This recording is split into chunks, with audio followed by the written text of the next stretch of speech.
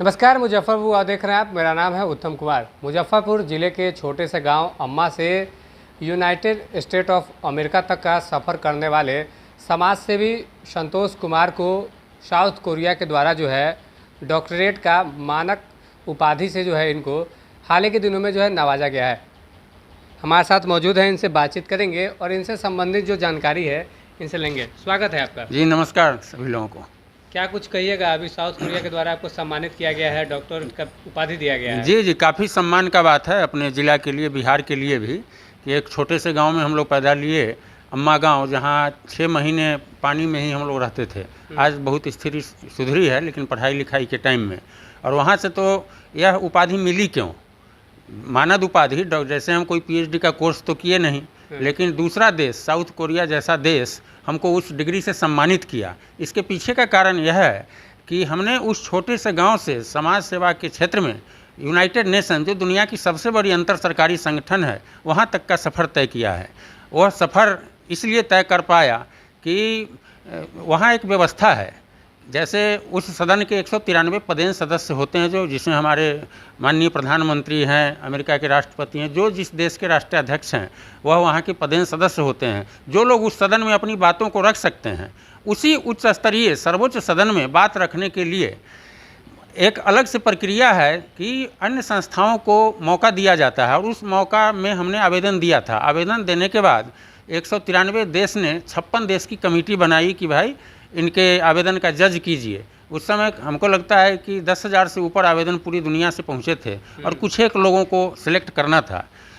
कहा जाता है जो स्टेटस मिलना था उसके बारे में कहा जाता है कि इस दुनिया की सबसे बड़ी असेंबली द्वारा दिए जाने वाले सबसे बड़ा सम्मान वो होता है स्पेशल कंसल्टेटिव स्टेटस। वह हमें भगवान की कृपा से प्राप्त हुआ, और वही प्राप्त होने के बाद हमें अमेरिका आने का न्योता भी मिला यूनाइटेड नेशन में अपनी बात को रखने के लिए, और हम गए। और मेरे साथ साथ मैं 4 लोगों को और ले जा सकता हूं, चूँकि 4 पास और हैं हमारे पास, और हमारा तो परमानेंट पास है वहाँ यूनाइटेड नेशन मुख्यालय का। तो यह सब बातों को देख के साउथ कोरियन वो university, Busan Christian university for foreign studies ने हमको डॉक्टर इन सोशल वर्क की डिग्री से नवाजा है। यह ऊटी में सम्मान मिला था, जहाँ महाकालेश्वर मंदिर उद्यान के महामंडलेश्वर यूनिवर्सिटी के वाइस चांसलर्स, रजिस्ट्रार्स वगैरह थे। इसी बीच एक और बात मैं शेयर करना चाहूँ, जो दुनिया की सबसे बड़ी पत्रिका समझी जाती है फोर्ब्स, जो दुनिया के सभी क्षेत्र के प्रतिष्ठित लोगों की सूची जारी करती है पूरी दुनिया में, उस फोर्ब्स इंटरनेशनल काउंसिल ने भी हमको मेंबर बनाने के लायक समझा। और इस बात का इंटरव्यू लगभग 45 मिनट वहाँ अमेरिका से हुआ था। तो हमारी गतिविधियों को देखते हुए उन्होंने इस बात को एक्सेप्ट किया कि नहीं, इसके इंटरनेशनल काउंसिल के भी हम योग्य हैं। इसके अलावा विश्व स्तर पर जैसे global network for disaster reduction United Kingdom, NGO major group New York, sustainable development alliance Germany, ऐसी तमाम बड़ी बड़ी संस्थाओं के भी हम सदस्य हैं, और अपने मुजफ्फरपुर का नाम पूरी दुनिया में इस तरह से हम फैला रहे हैं। एक और ख़ास बात यह है कि इनको ये जो डॉक्टरेट का जो उपाधि जो साउथ कोरिया के द्वारा जो दिया गया है, इनको जब सम्मानित किया जा रहा था तो इनके लिए सौभाग्य की बात है कि इनकी बेटी भी उस टाइम वहाँ मौजूद थी, जो अपने हाथ से जो है इनको सर्टिफिकेट जो है दिया गया। इसके बारे में बहुत बड़ी बात आपने कही।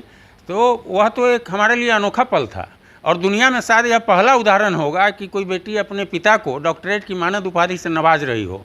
इसके पीछे का भी कारण आप लोग समझ सकते हैं, कहीं ना कहीं से यह रहा होगा कि वह बेटी भी उस मंच तक जाने लायक रही होगी। हुआ ऐसा कि हम लोग ऊटी अपने पुत्र, पुत्री, पत्नी और साथियों के साथ 6 आदमी के साथ पहुंचे थे। तो सभी लोग दर्शक दीर्घा में बैठे, ये लोग उत्सुक थे जो पापा को मिलेगा तो फोटो हम खींचेंगे, इसलिए। लेकिन आयोजक जो थे ऑनरेबल R सुरेश बाबू, जो कर्नाटक के हैं, जो उनकी नज़र एकाएक जाह्नवी पर पड़ी। आप लोगों के न्यूज़ के चलते सोशल मीडिया में वो भी इतना वायरल है, सेक्सुअल राइट्स पीरियड्स, वो खुद अवार्डी है यूनाइटेड नेशन फाउंडेशन अमेरिका की, अभी मिस इन इंडिया भी है। तो कहीं ना कहीं से उसका चेहरा वो देखे हुए थे। हमसे आके पूछते हैं कि इज सी जाह्नवी? हमने कहा yes of course sir she is. पूछ के चले गए, हम लोग भी बैठ गए। थोड़ी ही देर बाद 2 मिनट बाद वो आते हैं और कहते हैं कि Jahnavi is hereby appointed as special guest of this ceremony. और होता क्या है कि वो सीधे मंच पर, जहाँ उतने बड़े बड़े सम्मानित लोग, बुजुर्ग लोग, साधु संत, महामंडलेश्वर, बंगलोर के बड़े गुरु थे मधुसूदन आनंद जी महाराज, वो लोग बैठे हुए हैं, वहाँ इसके लिए एक अलग कुर्सी लगती है। और कुछ लोगों, हमारे अलावा भी कुछ लोगों को देश भर से सम्मान मिलना था डॉक्टरेट का, उनमें से 7-8 को वो सम्मानित की। और मेरे सम्मान देने के समय भी एक साइड से वो है और एक साइड के से यूनिवर्सिटी के पर्सनल हैं। यह देख के मेरी पत्नी रोने लगी। मैं एक वीडियो आपको भेजूंगा अभी न्यूज़ के बाद।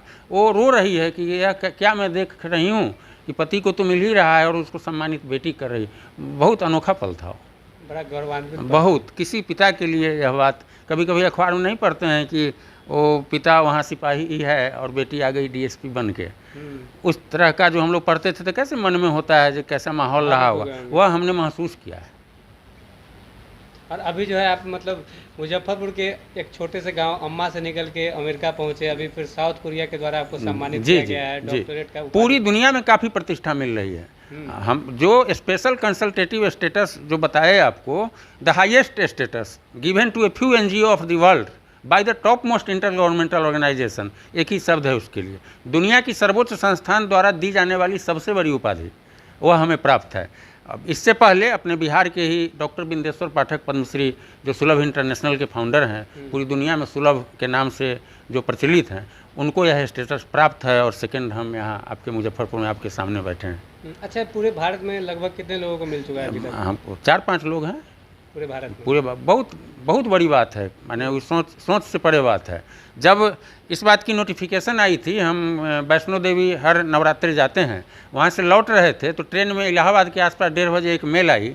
ट्रेन में नेटवर्क भी डिस्टर्ब था। जब हम खोल के देखे तो खोलने से पहले लग रहा था कि और कुछ नहीं तो मांग रहे हैं, लेकिन वो डायरेक्ट था कि heartfelt congratulation to you, you have got the special consultative status by the NGO committee of United Nation. लगा कि माने क्या हो गया, वाइफ वगैरह को उठा के बताए। फिर अमेरिका जाने का न्योता आता है। हम लोग जैसे साधारण लोगों को वीज़ा वगैरह भी नहीं था, वीज़ा में भी गए। अमेरिकन वीज़ा सुनते हुए बहुत टफ कर दिया है वो वर्ल्ड ट्रेड सेंटर हमले के बाद। 43 मिनट तक वो जो काउंसलर थी वो हमारा इंटरव्यू लेती रही। हमको तो मन में लगता था जो यह सोच रखी है जो इसको वीज़ा देना ही नहीं है, लेकिन 43 मिनट तक, 36 मिनट तक तो वो क्वेश्चन करती रही। और उन लोगों का इंग्लिश भी दूसरे तरह का होता है, अपना ही होता है, फास्ट थोड़ा बोलती हैं। लेकिन कलकत्ता में कंसुलेट जनरल में हमने हर बात का जवाब दे। उनका जब क्वेश्चन समाप्त होने लगा तो हमने एक लाइन उनको कहा कि ma'am, you are interviewing the person who have a special consultative status. I am honoring you because it's my duty as per the US guideline. Otherwise, you are not entitled to take my interview. I have awarded by the topmost intergovernmental organization. फिर भी वो रुकी नहीं। फिर वो पूछती है जो आप जा रहे हैं संयुक्त राष्ट्र में, जिस बात के लिए जा रहे हैं उस बात के लिए कुछ बोलिए। तो वह सेशन, जैसे अपने यहाँ सेशन होता है, ग्रीष्मकालीन सत्र सुनते हुएगा लोकसभा का, फिर समर का होता है, उसी प्रकार से वहाँ सब्जेक्ट बेस्ड सेशन होता है। वोमेन पर है, यूथ पे है, समुद्र पे है, नक्षत्र पे है। मैं दुनिया जिन बातों से चलती है, मॉनेटरी पैसा वाला पर है। तो हम जो जा रहे थे, पहली बार गए थे, वो status of women in the world, महिलाओं की स्थिति क्या है दुनिया में, उस बात का सेशन था। भारत से उस समय माननीय प्रधानमंत्री उसमें नहीं जा पाए थे, तो उन्होंने डेलीगेट के रूप में भेजा था डॉक्टर नंदिनी आज़ाद को, जो राष्ट्रीय महिला कोष की अध्यक्ष, राज्य मंत्री का दर्जा होता है, उनको अपना डेलीगेट बना के भेजे थे। मतलब भारत से उस सदन में 2 ही लोग हम लोग मौजूद थे।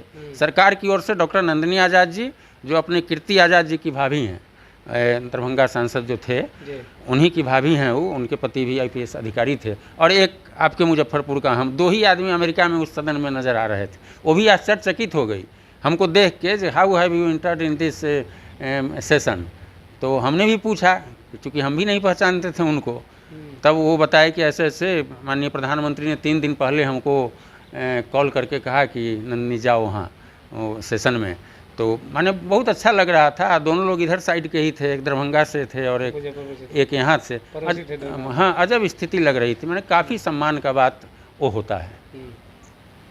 हाँ, तो वो एक बात छूट गया बताना, जो कंसुलेट जनरल पूछ रही थी, तो इस बात पर पूछी जी मैंने क्या, तो हमने उनको कहा, तो बाद में हंसी इस बात पर, जो स्टेटस ऑफ वुमेन पर तो आप जा रहे हैं, तो आपने क्या, हमने कहा कि मैडम हमने इस पर एक रिटन स्टेटमेंट भी वहाँ दिया है, महिलाओं की स्थिति, जो मर्द एनी वे दे विल जज, एक शब्द हमने बनाया कि मर्द जो हैं अगर रास्ते से गुजर रहे हैं और औरत वो लंबी हो, गोरी हो, काली हो, पतली हो, एक बार घूर के उसको ज़रूर देखता है, जज करेगा उसको।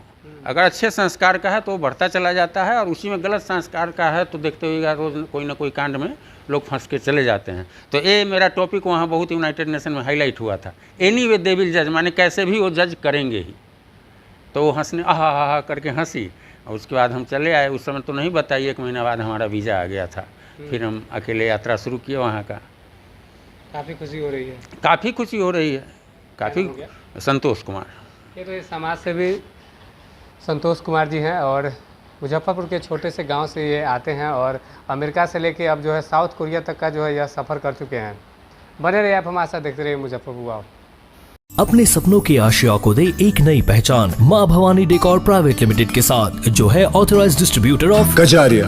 देश की मिट्टी से बनी टाइल से देश को बनाते हैं, और जहां मिलती है सभी प्रकार के Indian and imported granite, marble, sanitary एवं कोटा स्टोन का अनोखा एवं आकर्षक संग्रह। मां भवानी डेकोर प्राइवेट लिमिटेड मतलब a complete floor solutions. New 0 mile Dadar road Muzaffarpur. Call 9934753111।